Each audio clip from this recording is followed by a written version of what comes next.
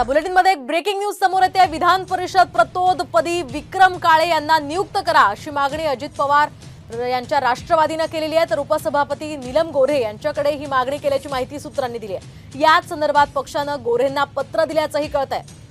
तर प्रतोदपदी असणारे अनिकेत तटकरे यांचा आमदारकीचा कार्यकाळ संपल्यानंतर आता विक्रम काळे यांना प्रतोद करा अशी पक्षाच्या वतीने उपसभापती नीलम गोऱ्हे यांना विनंती करण्यात आली आहे। उपसभापती नीलम गोऱ्हे यांनी मात्र अद्यापही या संदर्भातला निर्णय घेतलेला नाहीये अशी माहिती सूत्रांनी साम टीव्हीला दिली आहे। या पार्श्वभूमीवर आता काय नेमका निर्णय होतो ते पाहणं अतिशय महत्त्वाचं असणार आहे। एकूणच आपण पाहतोय सध्या अजित पवारांच्या राष्ट्रवादीमध्ये या वेगवान घडामोडी सध्या घडतायत। एकीकडे त्यांचे आमदार हे शरद पवारांच्या राष्ट्रवादीच्या संपर्कात असल्याचं बोललं जात आहे आणि या ठिकाणी आता विधान परिषद प्रतोदपदी विक्रम काळे यांना नियुक्त करा अशी मागणी राष्ट्रवादीच्या अजित पवार पक्षानं उपसभापती नीलम गोऱ्हे यांच्याकडे केल्याचं कळत आहे आणि त्यामुळे आता गोऱ्हे या संदर्भात काय निर्णय घेणार हे महत्त्वाचं असेल।